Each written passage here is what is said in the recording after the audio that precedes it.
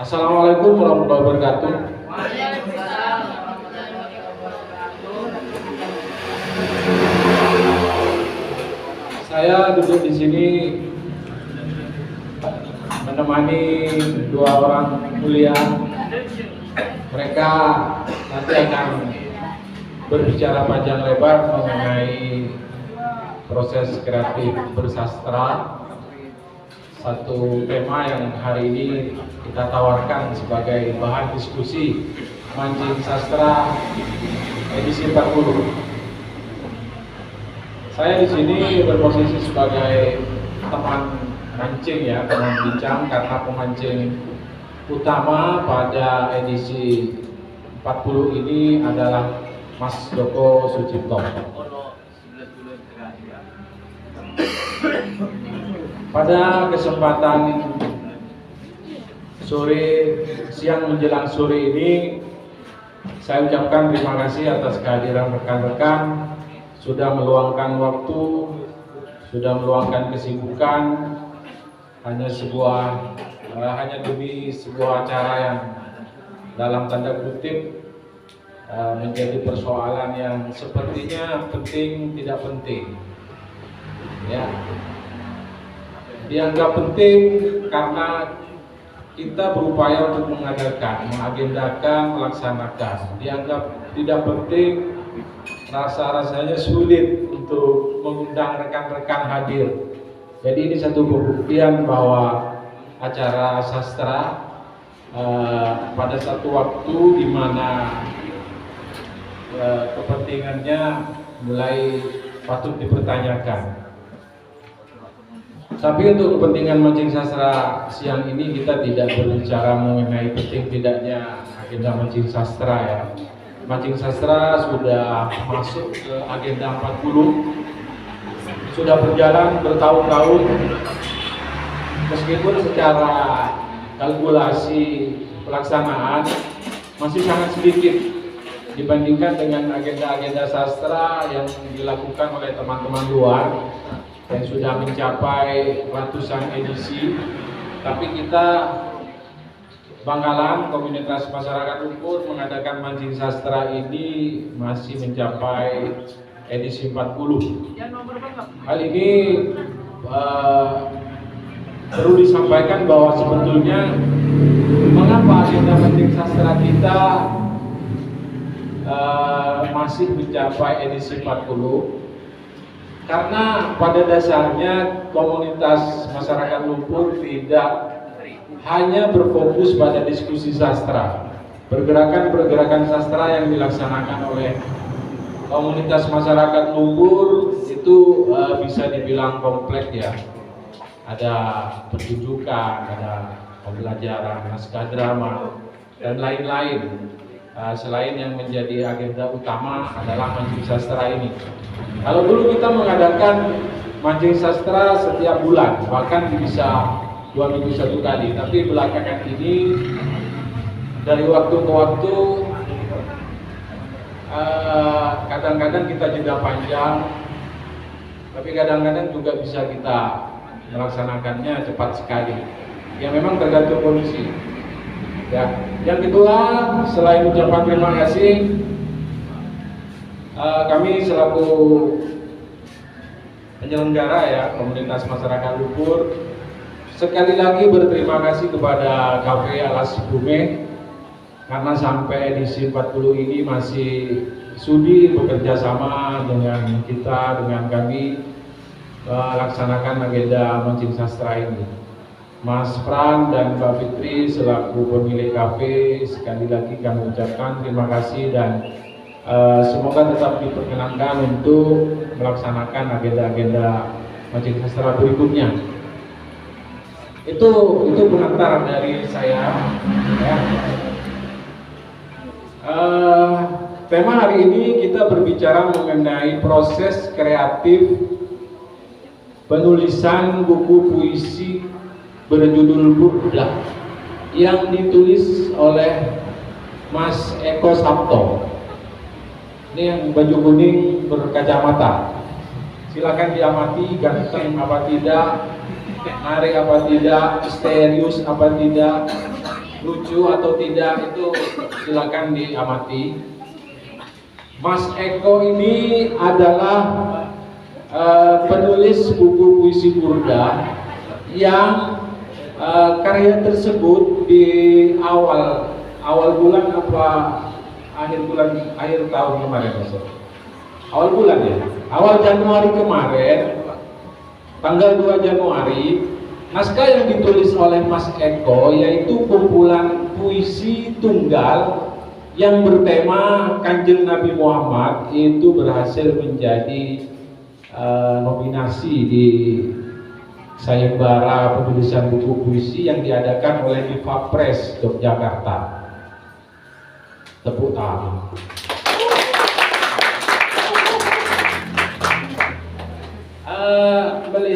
Melihat audien yang hadir ya, undangan yang hadir, saya berharap sekali lagi anggaplah ini momen penting Anda mengenal satu bentuk karya sastra.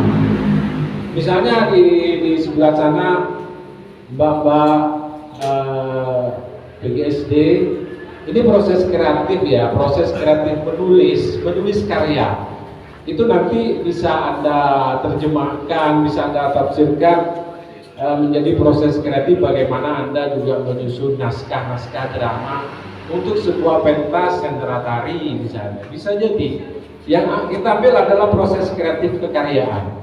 Nanti secara panjang lebar akan dibahas mulai dari proses kreatif berdasarkan penulis, yang kedua proses kreatif berdasarkan pengamatan yang disampaikan oleh Mas Joko Sucipto. Untuk yang sesi pertama kita butuh penjelasan dari Mas Eko. Mungkin Mas Eko tanya apa sih yang harus saya sampaikan. Mas Eko silakan menceritakan gimana proses menulis puisi berjudul Burda sehingga puisi itu masuk menjadi nominasi dan terpilih dan diterbitkan, sehingga perlu didiskusikan pada siang hari ini. Silakan Mas Eko, proses kreatifnya. Terima kasih. Dipersilakan. Dosen sastra dan segenap seniman dan beberapa teman yang tidak bisa saya sebutkan satu-satu yang meluangkan waktu sore ini untuk hadir. Saya sendiri bergabung dengan komunitas masyarakat lumpur. Saya sedikit berbicara tentang biografi saya, bergabung dengan KML dulu sebelum nanti kita bicara sumber penciptaan saya tentang puisi. Saya harap di sini semua menyukai puisi karena bagaimanapun puisi itu bagus untuk kesehatan jasmani dan rohani. Karena puisi ini beberapa analis menulis itu seperti mengingatkan atau mengulang kembali ingatan-ingatan yang telah terpendam oleh waktu, dan sebagai meditasi. Itu beberapa analis, entah nanti bisa ditemukan di Google atau di mana. Saya kembali ke bergabungnya saya di KML ini tahun 2007, mengingat saya adalah mahasiswa IKIP juga. Tahun segitu saya masih seperti Anda sekalian, ya tidak tahu sastra, tapi lama-kelamaan kok asik kan gitu. Saya mulai mengenal teater, mulai puisi, novel, drama dan lain sebagainya di KML. Saya banyak belajar dengan teman-teman, banyak bersikutan, banyak silang pendapat, banyak jotos-jotosan juga tiap malam. Bagaimana kami berpendapat tentang ini dan itu dan banyak hal yang saya temui di dalam komunitas masyarakat lumpur yang sekarang banyak dihuni bapak-bapak ya. Dulu masih muda-muda, sekarang sudah bapak-bapak semua. Jadi saya panggil bapak-bapak dari komunitas masyarakat lumpur saja. Jadi di sebelah saya ini Bapak Joko, ya saya kenal baru saja, ya tahun 2016-an, termasuk baru lah. Karena waktu itu Bapak Joko ini begitu lugu, sekarang sudah mulai terkenal sekarang ya, mulai viral, bukan karena Caro kemarin ya, tapi ada hal lain kenapa dia viral nanti. Oke. Masih azan ya, jadi berhenti dulu. Sumber penciptaan itu tidak lepas dari ruang lingkup sekitar ya. Sebelum ke sana, saya sedikit menjelaskan bagaimana puisi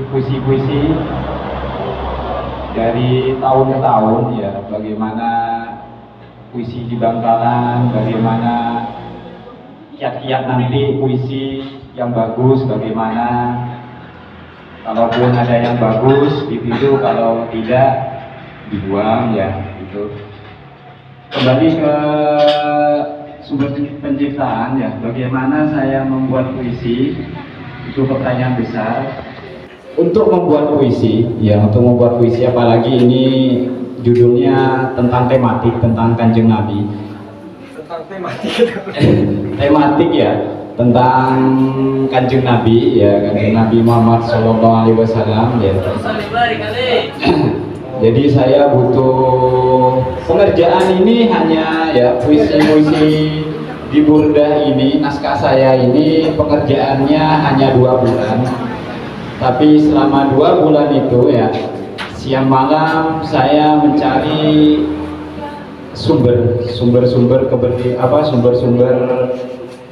tema-tema ya yang berada di Google dan lain sebagainya, entah itu di Facebook, entah di YouTube ya.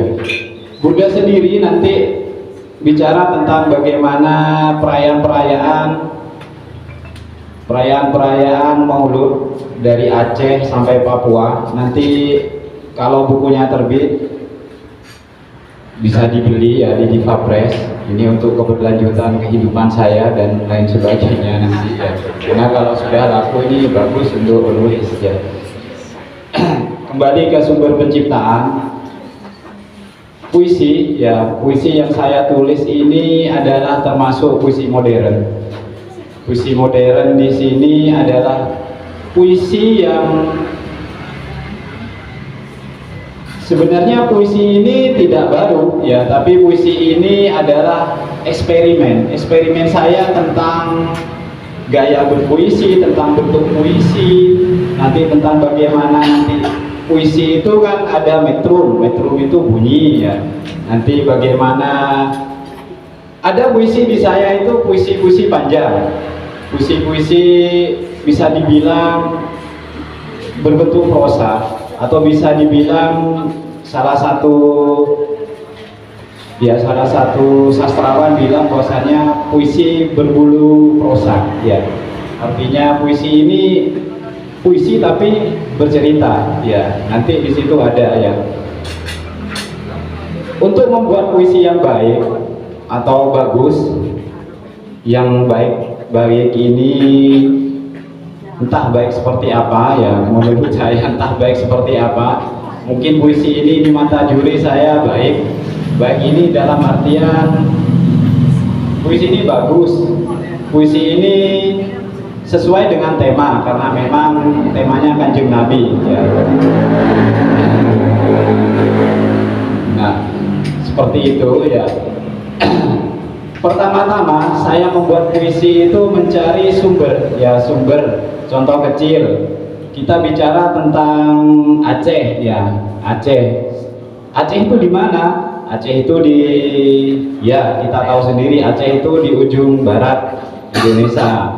Kita tahu banyak budaya Aceh ya. Contoh kecil nanti di buku saya akan dibahas. Nah, sebelum saya menulis, saya cari dulu Aceh ya, cari dulu di Google Aceh itu seperti apa, kondisi geografisnya seperti apa ya, orang-orangnya di dalam seperti apa ya, bagaimana mereka menyikapi Maulud itu sendiri seperti apa. Nah, seperti itu.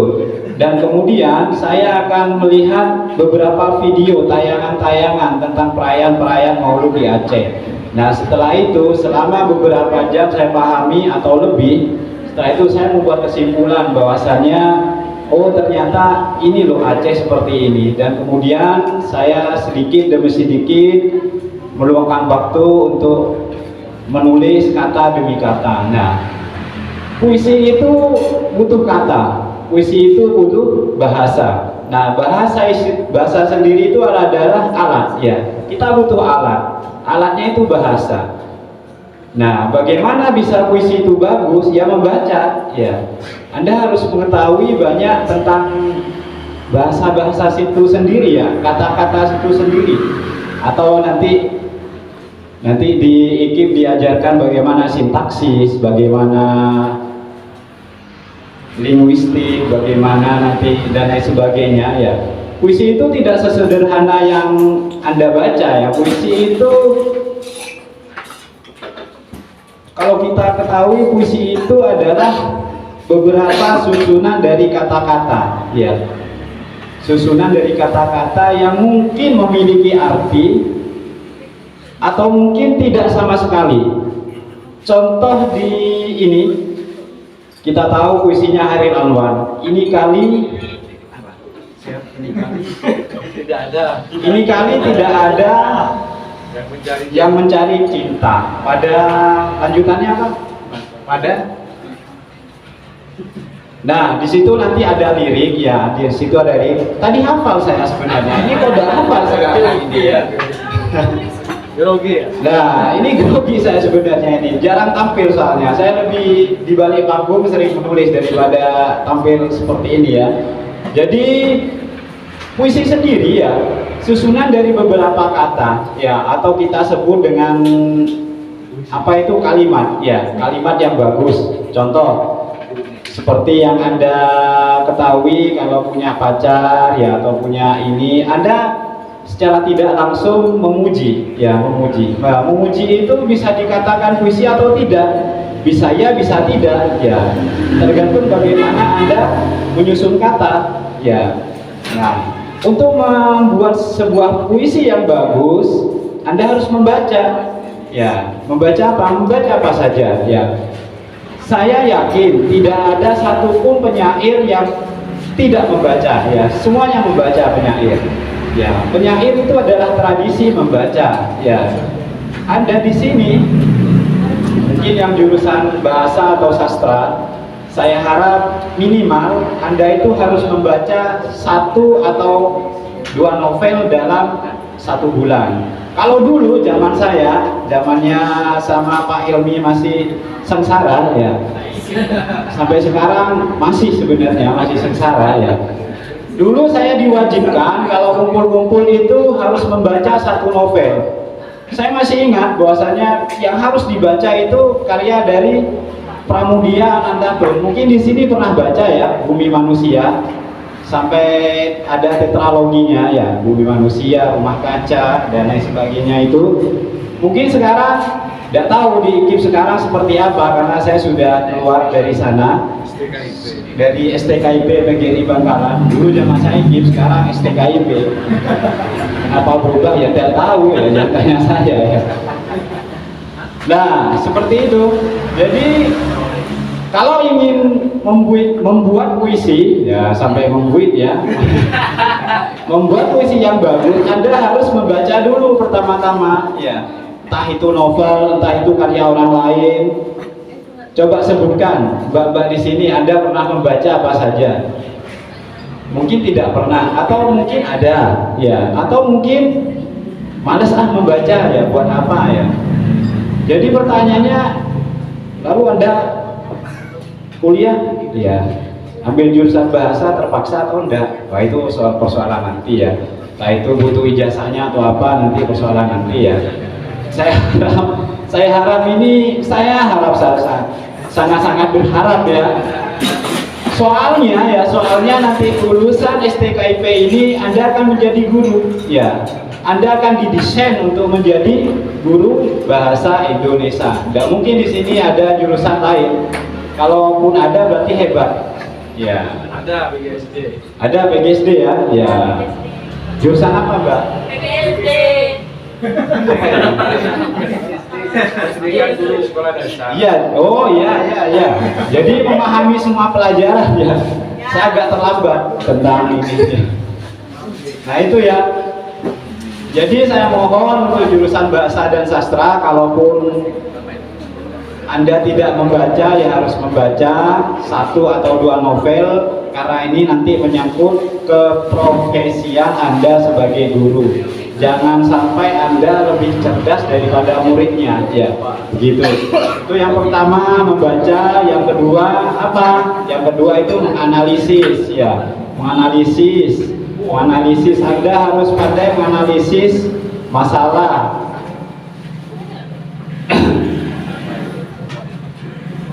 Yang ketiga ya, itu ada penonton dari luar ya. Ya, saya lanjutkan.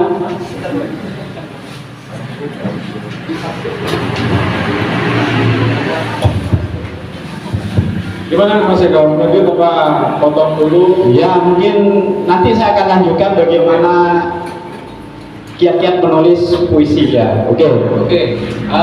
Itu penyampaian dari Mas Eko Sabto. Sedikit banyak ngulik proses kreatif Mas Eko membuat puisi Burda. Sekalipun penjelasan tadi sepertinya agak rumit ya, ruwet sepertinya ya. Ruwet itu maksudnya kenapa kita harus mempelajari budaya Aceh misalnya, kenapa juga kita harus mempelajari aspek-aspek bahasa seperti yang tadi disampaikan. Kok serumit itu puisi? Padahal barangkali bayangan kita tulis puisi ya tulis saja, tidak butuh apa-apa yang ada di pikiran yang ditulis. Tapi mendengar penjelasan Mas Eko tadi, kok sepertinya rumit. Nah, oleh sebab itu untuk menetralisir fenomena seperti itu, di sini ada Mas Joko. Tetap nanti pijakan pembahasannya adalah proses kreatif puisi yang ditulis oleh Mas Eko, yaitu puisi Burda. Mungkin Mas Joko sudah membacanya, bisa disampaikan pengamatannya bagaimana sehingga kemudian buku manuskrip puisi itu dipilih menjadi nominasi. Mungkin selanjutnya Mas Joko dilempar ke penonton atau pendengar. Silakan. Oke, baik, terima kasih.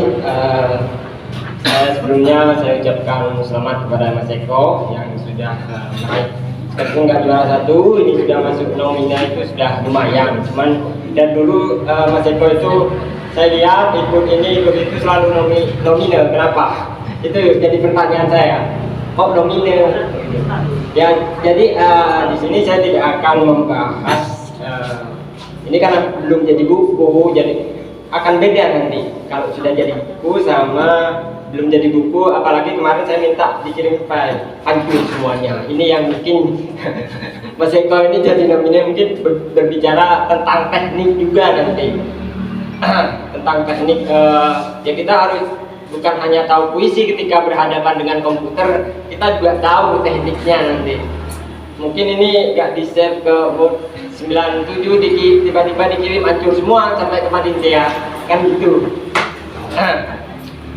Di sini yang akan menjadi bahasan yang akan dibahas di sini bukan bukunya ya, tapi bagaimana proses. Selamat datang Mas Salman, selamat datang dengan kesedihannya, semoga tidak terpuruk lagi. Berbahagia selalu, perbanyak salawatnya Mas Salman ya. Oke, lanjut ya. Tadi berbicara tentang bagaimana proses kreatif Mas Eko, sedikit banyak sudah dimunculkan bagaimana ia menciptakan puisi, kumpulan buku Burda dan juga Maulid Nabi. Kalau berbicara proses kreatif, saya juga punya proses yang berbeda dari Mas Eko. Yang lain juga nanti akan memiliki proses yang berbeda. Ketika pamflet ini keluar, teman saya mau ikut dengan judul yang sama, teman saya tidak bertemu dengan Mas Eko. Tiba-tiba muncul menang berjudul Burdah. Nah, saya pun juga tidak tahu awalnya itu burdah apa. Saya cuma mendengar-dengar ketika Maulid Nabi. Ya, nanti saya akan bacakan sebuah kisah yang menarik ya. Apalagi ini tematik yang ada kaitannya dengan Nabi Muhammad. Kalau saya pribadi untuk ikut ini, Mas Eko saja prosesnya kemarin. Kalau saya perhatikan, kenapa Mas Eko masuk? Ini unik. Yang pertama itu, uniknya di mana? Kebanyakan mungkin ya, kebanyakan orang yang mengirim itu orang yang mengagumi Nabi, menulis tentang kekaguman dirinya kepada Nabi. Tapi Mas Eko ini ketika saya baca, saya pusing. Ini bukan, dia tidak kagum, tapi dia menulis kekaguman orang lain bagaimana merayakan sejumlah Maulid Nabi gitu. Makanya dia punya ide yang menarik bagi saya. Cuman yang jadi problem bagaimana menggali datanya. Bagi Mas Eko, bagi pembaca Word lagi. Ketika saya buka judulnya Maulud Lompoa di Kue Anggoe, apa ini? Jadi puisi ini butuh rujukan, menulisnya butuh rujukan, membacanya juga butuh rujukan. Jadi akhirnya puisi ini menjebak gitu, bagi saya menjebak ini.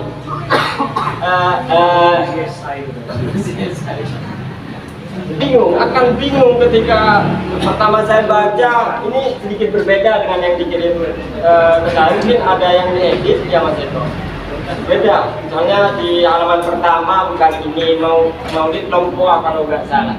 Entah itu dari mana, saya lupa. Kemarin saya sempat baca puisi sambil cari referensinya. Ini saya tidak jadi baca puisi gitu. Jadi dia sangat kreatif dengan mempuisikan orang-orang yang kagum ya. Berbeda dengan ini apa, kalau sebenarnya burdah ini sudah ada ya dari Mesir kalau nggak salah. Mungkin Pak Mudi nanti bisa menjelaskan bagaimana terminologinya, bagaimana burdah ini. Cuman setahu saya ya, karena sering dibacakan yang tadi Maulid seperti Bajanji itu,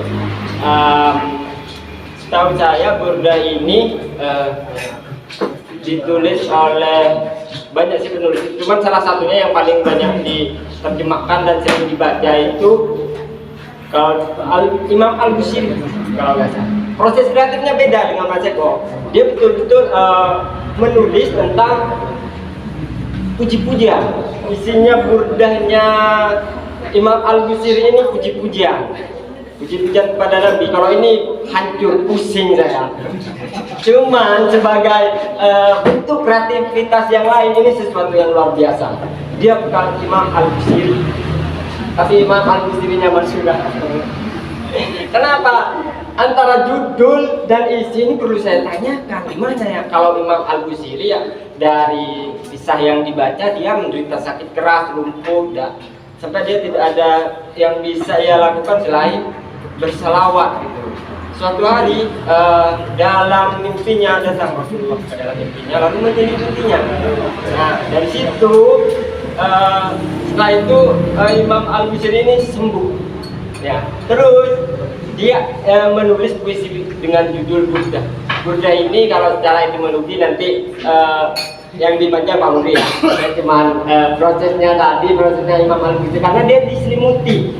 Artinya di sini secara etimologi saya mengambil selimut atau jubah, dijubahi Imam Al-Busiri itu di dalam mimpinya. Ya mungkin seperti itu. Beda dengan burdahnya Eko ini, entah kemana ini pemaknaannya. Apa ini juga selimut, gimana, apa jubah. Nanti bisa Mas Eko sendiri yang menjelaskan. Ini juga apa ini cuman setelah puisi terkumpul judul 50 judul langsung dikasih judul aja burdah atau gimana? Ini Mas Eko sendiri nanti yang menyampaikan.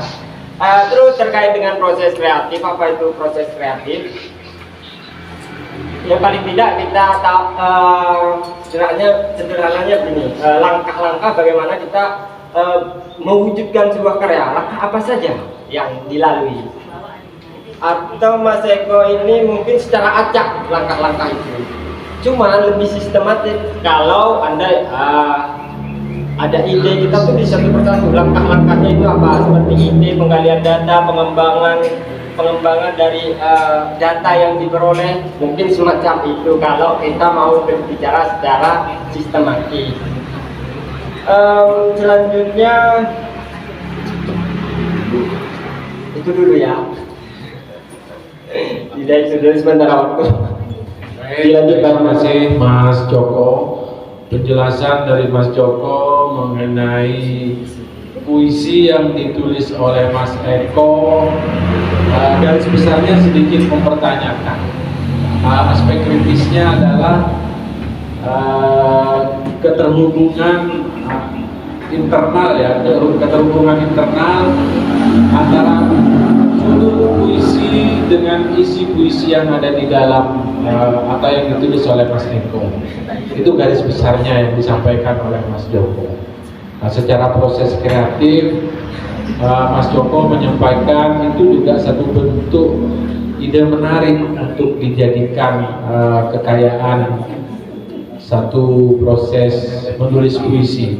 Nah, ini barangkali yang bisa kita ambil.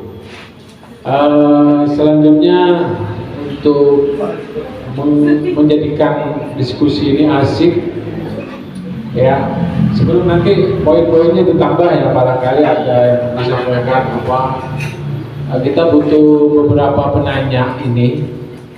Ada yang bertanya, monggo ya, Mas Jaya, Mas Hilung apa Mas Jaya? Monggo Mas Hilung di sini, Mas. Mas Jaya Manes ya? Oh, ini kok mati banget. Sini Mas Jaya. Biar cahayanya ini nih. Biar cahayanya kelihatan.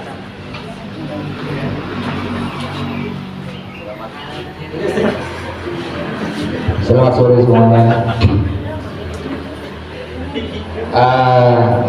Pertama saya ingin mengucapkan selamat buat Mas Eko. Ulang dulu buat Mas Eko. Memang Mas Eko ini saya katakan penulis sejati ya. Sekalipun beliau berhadapan dengan wajan dan sutir, tetapi pikirannya masih on terus buat bersastra. On fire, wah keren.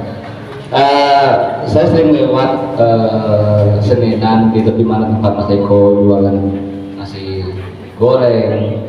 Saya sempat melihat Mas Eko duduk main HP gitu. Saya sempat ingin menyapa, tetapi dia sangat fokus dengan HP-nya. Saya sampai dapat dengar kabar Mas Eko dapat nominasi apa ini? Sayembara menulis puisi. Yang saya tahu Mas Eko ini kan banyak menulis novel ya. Barangkali jarang untuk menulis puisi. Saya ketika dengar Mas Eko masuk nominasi di memperingati Maulid Nabi dengan judul Burda, yang terlintas dalam pikiran saya itu apakah iya isi puisinya, saya kan belum baca puisi sama sekali ya Mas Eko ya. Apakah iya di dalam puisi itu ia akan membuat dialektika dari hal yang berhadapan dengan dirinya atau passionnya dia sebagai seorang koki, apakah itu ada di dalam puisi itu yang dihubungkan dengan peringatan Maulid Nabi. Saya belum tahu itu. Cuman apa namanya yang saya ingin tanyakan ke Mas Eko, selain proses kreatif, ketika Mas Eko dengar atau ada sayembara Maulid Nabi sehingga ada judul Burda, itu apa yang membuat melatar belakang itu Mas Eko? Itu yang pertama. Yang kedua,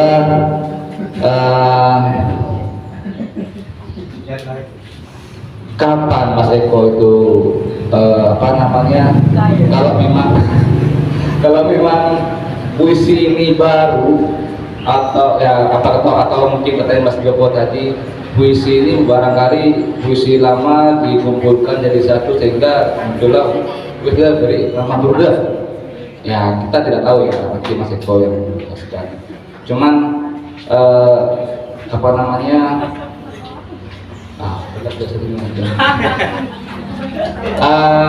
ini kapan Mas Eko itu menulis puisi? Sekarang sampean itu sibuk gitu loh. Dalam kegiatan sehari-harinya, kemudian apa namanya, yang saya tanyakan tuh selain kan sampai akan menjelaskan kiat-kiat menulis. Nah, maksud saya itu menulis puisi ini kan butuh waktu, dengan waktu yang barangkali ada sebentar ya, sehingga ada muncul sayembara ini. Apakah sempat Mas Eko menulis puisi? Ini ada hubungannya dengan apakah puisi ini puisi lama atau baru? Nah, terima kasih Mas Eko. Ini pertanyaannya untuk Mas Eko ya. Langsung Mas Eko, tadi 3 pertanyaan dari Mas Jaya mempertanyakan seperti yang disampaikan tadi. Monggo Mas. Begini, sebelum ke puisi, saya ini adalah senang nulis prosa ya. Sebelum ini saya jauh sekali tahun 2016 bercerita tentang biografi saya. Saya ini sebenarnya menulis novel ya. Waktu itu 2016 saya juga nominasi juga 25 besar Dewan Kesenian Jakarta. Saya bersaing dengan ya teman-teman saya yang 25 orang ini sudah jadi sastrawan semua, tinggal saya ini yang belum ya. Masalah muncul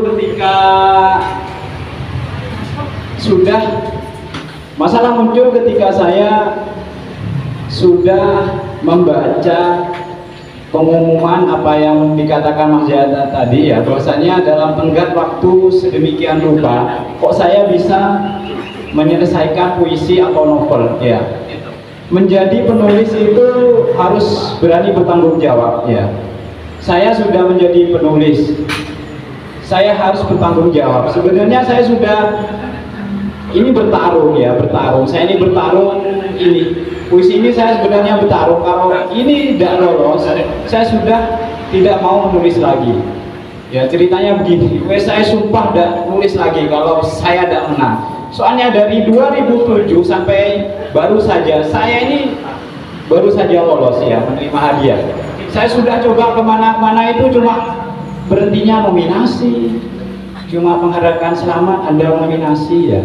Ini tidak ada uang, tidak ada apa ya, cuma nominasi. Ya, saya tidak makan nominasi kok ya. Saya makan nasi kan gitu. Menulis novel dengan puisi ya. Sebenarnya saya ini lebih suka nulis novel. Nulis novel ini dulu yang masuk itu Saronem Bulan. Ini bercerita tentang Madura. Sebelum ada Carok, mohon maaf yang di sana. Yang di sana itu saya sudah membuat novel tentang Carok itu sendiri, tapi tokoh-tokohnya mengambil perempuan ya. Ini nanti pertanyaannya ke Mas Joko tadi, kenapa ya seruat ini ya. Jadi saya sebagai penulis, saya ini harus lebih radikal dengan teman-teman ya. Saya harus berani radikal. Artinya berani, harus bertanggung jawab dan lain daripada yang lain ya. Entah itu nanti tanggapan dari pembaca atau tidak, itu wis terserah nanti ya. Yang penting saya mau jadi penulis yang radikal, yang bebas, yang tidak ada sangkut pautnya dengan apapun. Ternyata saya harus mengikuti. Kalau lomba itu harus mengikuti ya teknik-teknik kepenulisan dan sebagainya. Ya. Kembali ke Jaya, kapan saya menulis? Wah, ini pertanyaannya bagus. Bagus ini. Kalau saya punya 1 juta tak kasih semua ke Jaya ini. Kapan saya menulis? Pertanyaan ini saya lemparkan ke mahasiswa semua. Ya. Kapan Anda menulis? Ya. Kalau hanya menulis, SD saya menulis Mas Jaya. Kalau hanya sekedar menulis, SD saya menulis. Ya. A, B, aba. Ya. B, ibu, bui. Ya. Jadi kalau sekedar menulis, saya SD sudah menulis. Kapan menulis puisi? Ya, saya sibuk ya. Saya harus meluangkan waktu hampir 6 jam untuk menulis ini ya, setiap harinya. Jadi jangan salah, puisi itu harus Anda hargai, harus Anda hormati. Kalau ingin menulis penulis besar, harus Anda bekerja lebih ekstra daripada teman-teman yang lain. Begitupun dengan nanti kalau Anda keluar jadi pebisnis, jadi apa, harus Anda lebih bekerja keras. Sebab penulis adalah profesi, gitu ya. Saya menulis, meluangkan waktu setiap harinya 6 jam. Ketika anak dan istri tidur, saya menulis. Ketika pulang kerja, saya menulis. Cari data, bagaimana mencari data. Beda dengan dulu, kita harus membaca buku. Kita sekarang ini wes zaman teknologi ya, semua ada di HP. Keberlimpahan ilmu, keberlimpahan pengetahuan itu ada semua ya. Tinggal bagaimana kita nanti mengolahnya. Demikian. Mungkin ditambah Mas Joko, pertanyaan-pertanyaan Mas Jaya tadi ada sedikit banyak barangkali. Oke. Sedikit banyak. Tadi saya cuma 1. Kapan? Kapan? Menulis itu butuh waktu, katanya Mas Jaya. Kalau berhadapan dengan yang di depan ini, saya dulu cuma butuh kamu.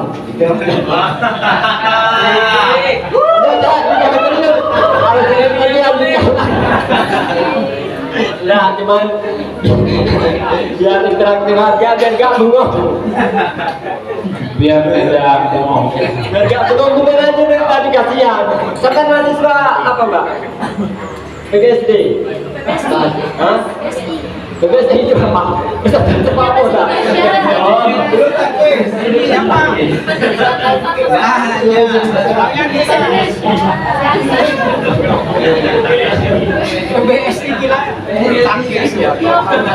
Oke, bagi mahasiswa bahasa Indonesia, sebenarnya saya ucapkan selamat kalian sudah masuk di bahasa Indonesia. Ada sebagian dari PGSD ya, mempelajari bahasa Indonesia juga. Salam dari Theodor Frontani ya. Bahwasannya yang paling manusia dari diri kita adalah bahasa. Tepuk tangan dulu untuk mahasiswa bahasa. Terus untuk Mas Jaya tadi problem waktu ini bukan problem waktu, cuman kita berbicara kalau katanya anak sekarang itu effortnya itu berbeda kalau event kayak gini kan gitu. Teman kemarin saya dapat penghargaan dari gubernur, gak ada yang mengucapkan selamat, sedangkan ini dapat kan beda. Seleksinya itu beda, dia dapat 10 juta, dia dapat kan beda, importnya itu beda itu. Kita beda tekanan di sini. Secara selektif juga beda. Kita sudah tidak berbicara waktu lagi. Itu aja ya. Makanya Mas Eko itu ada di keterdesakan itu sebenarnya, ya Mas Eko. Dia didesak, dia harus menghidupi anaknya dan dapat kan gitu Mas Eko. Kalau nggak ada uangnya dia beda lagi, nggak bakal nulis puisi ini, kan gitu.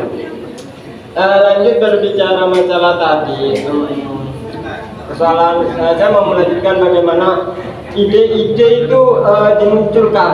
Sedangkan saya pribadi mau ikut betapa sulitnya ketika harus menulis sebanyak 50 halaman tentang Nabi Muhammad. Sedangkan Mas Eko begitu mudahnya. Beda lagi kalau Pak Rezeki mungkin dia melalui proses inkubasi yang panjang kalau Pak Rezeki, makanya puisinya itu gak ada yang gagal, selalu rapi bagi saya. Kalau Mas Eko ini dengan tekanannya tapi tetap unik ya, tetap unik Mas Eko ini dengan puisi yang seperti ini. Bagaimana dia berjuang bukan hanya mencari data, setelah dapat data dia menafsir lagi gitu. Bagaimana secara budaya kan kita berbeda gitu, berbicara Aceh, berbicara Makassar, yang ada sekalipun lihat YouTube tentunya akan imajiner banget Eko ini menulis tentang kebudayaan orang yang tidak dialaminya. Makanya saya ambil jalan tengahnya. Oke lah, datanya cuma itu aja, tapi di dalam puisi kan tadi Mas Jaya bertanya apakah ada apa tentang diri kita yang dibawa yang di luar di luar konteks puisinya, mungkin begitu maksudnya ya Mas Jaya. Kan ini kita berbeda budaya, tentu ada, pembaca pun juga tentu ada. Jadi andai saya tidak analitis, mungkin saya tidak bakal buka Google untuk mencari referensinya apa. Saya cuma tinggal baca aja apa yang terkilas di dalam diri saya tentang Maudul Longkwa, mungkin masih ada sentuhan. Karena ini manusia gitu. Selanjutnya tentang ini Nabi Muhammad. Saya itu dulu tahun 2020 pernah mengadakan kuis ya, untuk teman-teman yang menulis tentang Nabi Muhammad. Karena saya juga baru tertarik setelah bertahun-tahun saya ada di lingkungan ketika ada Maulid Nabi Mutajar Bunda, saya juga baru tertarik ketika saya membaca gitu ya. Kalau katanya Mas Eko tadi, mahasiswa ini bahasa Indonesia itu harus membaca. Kalau sudah membaca, setidaknya Anda berpikir itu yang akan membuat Anda membaca nanti ya. Gitu. Seperti Pak Helmi, di sini tetap saya simpan kisahnya Pak Helmi, bagaimana dia kenal dengan Nabi Muhammad. Ini juga mungkin bagian dari proses. Pertanyaan pertama kepada Mas Eko, Mas Joko dan Pak Helmi. Jika Mas Eko tadi bilang bahwasanya sastrawan itu adalah profesi, bagaimana tolak ukur profesionalitas seorang sastrawan? Apakah dari sebuah karya atau dari sebuah pencapaian yang sudah dia dapat? Kalau diumpamakan dalam dunia pendidikan, kalau profesionalitas seorang guru itu kan masuk dan mengajar. Sementara puncaknya yang kita kejar itu adalah ASN atau P3K. Nah, yang saya tanyakan, apa puncak dari sastrawan yang dimaksud itu? Pertanyaan kedua, mencari ide itu seperti puasa padang gurun, tak semudah itu dirangkai dan tak semudah itu didapat. Bagaimana triknya untuk mendapatkan ide tersebut? Terima kasih.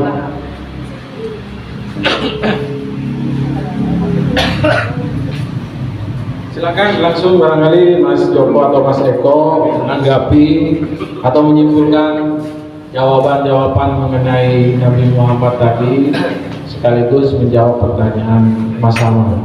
Oke, selanjutnya pertanyaannya Mas Salman. Saya sampai lupa pertanyaannya Mas Salman. Apa tadi? Intinya. Profesor. Oh, profesor.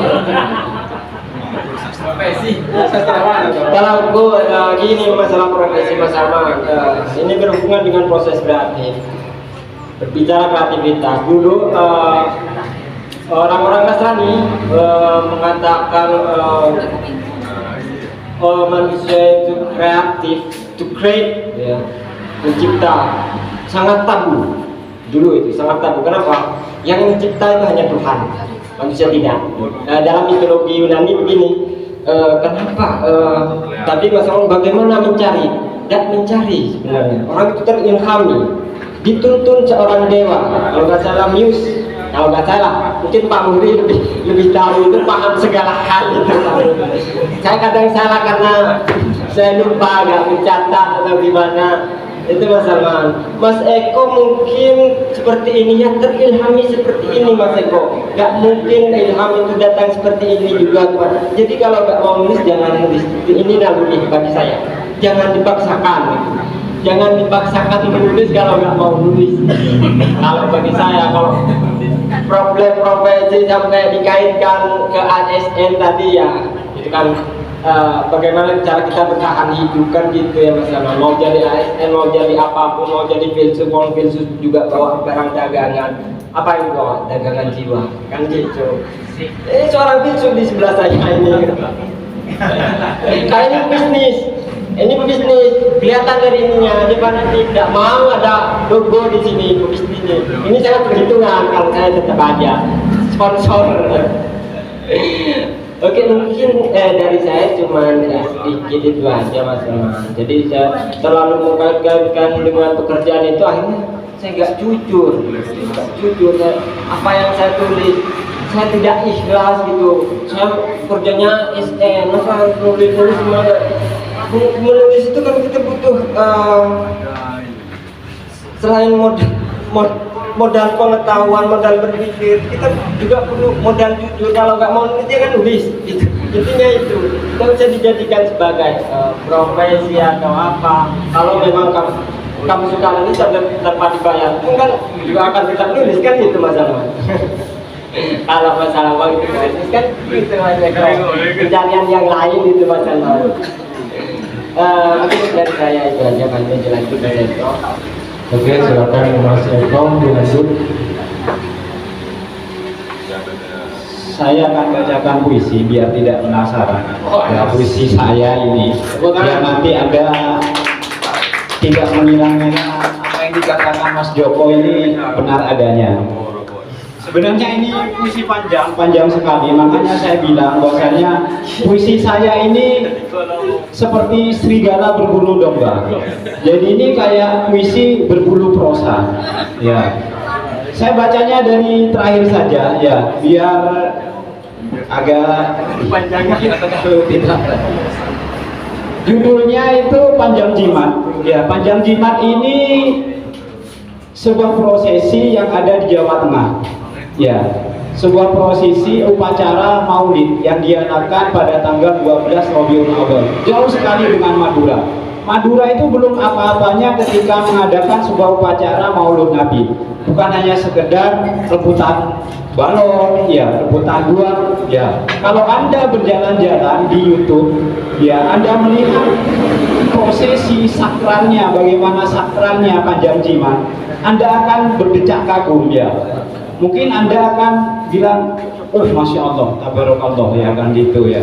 Kok kayak gini kan gitu. Baik, saya akan bacakan begini. Perawan suci telah datang dengan gaun emas terang. Sebelum mereka kemari, mereka telah berbesih diri di lingkaran angkara. Mereka menanak nasi yang jernih dan semoga terlepas dari godaan jin tertutup. Salah satu dari mereka akan berjalan mengitari surya. Kemudian air terbit dari selangkangan, mengalir deras, dan tubuh sucimu menggaungkan aroma damai bagi sesama. Kami akan keluar dan menggiring segenap piring panjang ke hadapan tetamu. Mereka telah menunggu terjebak dalam lautan salawat dan dibekap sabar setebal meja bundar. Mereka telah menunggu terjebak dalam lautan salawat dan dibekap sabar setebal meja bundar. Mereka adalah umatmu juga, Kanjeng Gusti. Mereka telah tanamkan 1000 kisah rumah terbakar dalam kitab harian seorang istri saleh. Hilang ya, di mana? Ya. Kitab itu juga yang membuat kami selalu berupaya mendekati Telaga Kautsar yang diceritakan oleh para saudagar dahulu sebelum kami mengenalmu. Lihatlah kekasih, Mereka telah melahap hidangan nasi kuning kami, meski tak ada kakap merah dan cumi-cumi. Kami senantiasa menjaga cahayamu dari rekaman rasa lapar, kekuasaan yang tak adil dan tak beradab. Ini ada hubungannya dengan ceritanya Mas Helmi ya. Ya, karena saya ini tahunya ya Nabi Muhammad itu dari para saudagar ya. Islam masuk di Indonesia kan melalui saudagar. Jangan disalahartikan bahwasanya ya Islam itu dibawa para saudagar ya. Islam itu dibawa para saudagar, para pedagang ya. Jangan berkecil hati para pedagang ya. Jadi seperti itu ya. Menanggapi apa yang dikatakan Mas Salman ya, bahwasanya ide itu sendiri adalah bagaimana Anda menyikapi, membaca, menganalisis, mengkaji data dan lain sebagainya. Ya, kalau ingin menjadi penulis yang radikal, ya penulis yang benar-benar mempertanggungjawabkan karyanya di hadapan orang lain ya. Bagaimana bentuknya tulisan Anda ya? Itu harus dipertanggungjawabkan secara legal ya. Karena bagaimanapun ya tadi itu ya bahwasannya banyak puisi yang sama ya, artinya mencontek ya, plagiarisme kata anak-anak sekarang ya. Jadi begitu. Jadi kalau menurut saya Mas Salman sebagai profesi penulis, puncaknya bukan memenangkan lomba ya. Menurut saya tidak ada puncak dalam kepenulisan saya. Saya ingin terus menulis ya. Bahkan ketika sakit saya harus menulis. Karena obat bagi saya menulis. Entah ya penulis-penulis yang lain menyikapi kepenulisannya bagaimana, nanti kita bisa jelaskan ya. Seperti itu Mas Salman ya. Jadi biar tidak penasaran bahwasanya puisi saya ini memang jauh dari apa yang Anda harapkan ya. Puisi saya ini merupakan eksperimental dari pembacaan saya tentang penjaga baru ya. Nanti ya mungkin sudah diajarkan penjaga baru, kita tidak terlepas dengan namanya Khairil Anwar sebagai pelopor sastra modern atau puisi modern ya. Kita jangan lupa dia, karena bagaimanapun tidak ada Khairil ya, tidak ada Joko Pinurbo, tidak ada Sapardi Djoko Damono, tidak ada Umbu Landu Paranggi. Karena bagaimanapun Umbu Landu Paranggi, Mas Salman ya, dia tidak pernah menerbitkan satu buku puisi pun ya. Dia itu bergerak dalam arus bawah ya. Dia itu dari Bali, Mas Salman mungkin sudah meninggal, nanti bisa dipelajari bahwasanya Umbu Landu Paranggi ini adalah pelopor sastra modern juga ya, puisi modern ya. Jadi puisi saya ini puisi modern. Jadi puisi saya ini tidak baru ya. Puisi saya terpengaruh dari Irwan Dewanto, Khairil Anwar, Mas Helmi juga ada ya, pengaruh dari Mas Helmi, Joko Sucipto ya, bukan Joko Pinurbo ya. Karena saya penasaran juga dengan karya-karyanya Mas Joko ya. Saya mencari Klonong ini menarik ya, puisinya Mas Joko. Saya bereksperimen seperti itu. Saya membaca Sapardi, Sanusi Pane, Khairil Anwar ya, sama lagi Sultan Tahdir Ali Sabana ya, apalagi ya Sitok Sirenge ya. Itu ya, saya baca semua karya-karya mereka ya. Tapi tidak di buku saya karena keterbatasan buku saya tidak ada, jadi saya baca Google ya. Saya baca Penjaga Baru, saya baca Angkatan 45 ya, dipelopori oleh siapa tadi? Ya, Khairil ya. Itu ya. Itu Mas Salman ya. Mungkin nanti jadi bahan mencari sumber ya. Bahasanya banyak sumber-sumber puisi ya. Ide-ide puisi ya. Begitu Mas Salman. Oke Mas Eko, barangkali itu cukup karena sudah pukul 16.00. Untuk menutup barangkali Pak Rozeki atau Pak Mohri bisa sedikit memperkaya diskusi pada sore hari ini. Pak Mohri atau Pak Rozeki apa itu sebelumnya, terutama yang arahnya ke tema ya. Mungkin maju Pak Mohri sedikit. Pak Mohri, Pak Muhdi apa Pak Muhri?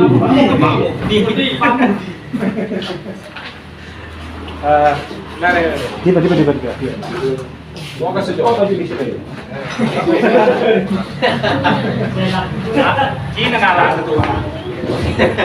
Assalamualaikum warahmatullahi wabarakatuh. Seperti biasa, karena ini puisi lomba ya, dan menang gitu, selamat. Meskipun saya tidak membaca puisinya karena puisinya belum terbit. Yang saya baca kacamata Eko makin tebel sekarang. Ya, yang gagal disampaikan menurut saya dalam diskusi ini, ketika kita bicara data misalnya, data puisi kayak kita harus seperti ini, tapi pertanyaannya mengapa kita menulis puisi itu nggak pernah disampaikan dalam diskusi-diskusi ya. Ya kalau itu sama dengan kata profesi. Profesi itu sebenarnya seperti yang dikatakan oleh Mas Salman tadi, puisi profesi, puisi profesi. Profesi itu kan bisa jadi berangkat dari dua hal, yaitu profesi dengan C dan profession dengan double S dan ion. Yang pertama, profesi itu kenabian, itu yang pertama. Yang kedua, profession itu adalah keahlian. Jadi apakah sastrawan itu akan menjadi nabi? Dalam artian dia memiliki ungkapan-ungkapan profetik. Karena menjadi nabi itu tidak harus dapat wahyu ya. Dengan bahasa tanda kutip, misalnya kita sering buat bukan hadis saja kan, pernyataan ulama itu kan profetik juga. Atau profession. Kalau profession berarti saya tidak setuju kalau sastrawan itu profesi. Pertama, profesi itu harus dibayar. Benar nggak? Guru itu profesi, harus dibayar. Sastrawan itu harus dibayar apa bagaimana? Sekarang kita pertanyakan, apakah menjadi sastrawan itu akan menggunakan kata profesi atau profession? Kalau kita menggunakan profesi, maka kita menganggap bahwa itu tugas kita sebagai orang yang mengolah rasa, kemudian menyampaikan pada manusia sebagai inspirasi untuk meningkatkan kualitas. Pertanyaannya adalah, mengapa puisi itu tidak laku? Ya sama dengan lukis, kenapa lukis tidak laku, patung juga tidak laku gitu kan. Tapi cat kok laku ya? Kenapa rumah dicat? Itu kan kualitas rumah yang dibahas. Tapi bagaimana Anda menguasai meminta sebuah kualitas kalau hidup kita juga tidak berkualitas? Misalnya begini, jangan mimpi puisi itu dibaca dengan khidmat kalau orang masih melanggar lalu lintas. Kalau orang masih tidak mau antri, berarti mereka belum ingin kualitas hidupnya naik. Artinya ketika orang masih berpikir yang konkret, jangan berpikir jiwa, itu jauh. Begitulah cara berpikir sastrawan. Dan saya suka dengan Eko ini satu, dia selalu optimis yang pertama, yang kedua idealistik. Tapi sayang idealistiknya kadang-kadang tidak lihat sekitar, sehingga dia menulis, dia asik dengan tulisannya, lupa bahwa tulisannya itu untuk dibaca. Maka saya sering ngobrol dengan Pak Rus mengatakan, mengapa puisi kita itu tidak disukai pembaca? Ya karena kita menulis untuk diri sendiri, bukan untuk pembaca. Kalau kita penulis tidak menghargai pembaca, jangan harap pembaca akan menghargai tulisan kita. Itu yang jelas harus. Dan secara keseluruhan, momen saat ini harusnya menjadi momen yang harus kita syukuri, karena saya tahu perjuangan Pak Helmi. Insya Allah seperti sekarang ini beliau nggak dapat apa-apa selain capek dan pertama kepuasan. Dan saya sering mengatakan beliau orang paling bodoh di dunia. Mengapa melakukan sesuatu yang tidak menguntungkan gitu? Kalau saya melakukan penelitian itu kaitannya dengan profesi gitu, Pak Helmi itu apa gitu. Saya pikir itu saja untuk sebagai tambahan bahwa puisi itu memang saat ini memang belum dihargai, dan untuk menghargai itu maka tingkatkanlah kualitas kemanusiaan orang-orang di sekitar kita. Kalau carok masih banyak maka jangan harap puisi masih ada. Sekian, assalamualaikum warahmatullahi wabarakatuh. Terima kasih Bang Momi, penutup yang luar biasa. Tidak perlu ditanggapi lagi ya karena sudah ditutup. Mas Eko, Mas Joko, terima kasih atas penyampaiannya. Puas tidak puas, kita bisa lanjutkan di momen-momen berikutnya. Untuk teman-teman yang hadir juga kami ucapkan terima kasih yang tidak terhingga, meskipun datang dengan wajah keterpaksaan. Kita terpaksa karena apa? Saya tidak paham. Jadi obrolan ini seakan-akan menjadi hantu, seakan-akan menjadi sesuatu yang begitu menindih pundak kita ya. Sebelum saya akhiri, barangkali sebagai simpulan, satu kalimat pendek yang ditulis oleh Ernest Hemingway itu sekaligus menjawab pertanyaan Pak Moni tadi. Mengapa kita menulis puisi? Karena satu-satunya yang tersisa ketika perang terjadi itu hanya puisi. Dan itu dinyatakan oleh Ernest Hemingway. Satu-satunya tulisan yang sejati yang muncul ketika perang adalah puisi. Terima kasih. Assalamualaikum warahmatullahi wabarakatuh. Kurang yang lain bisa lanjut sepihak.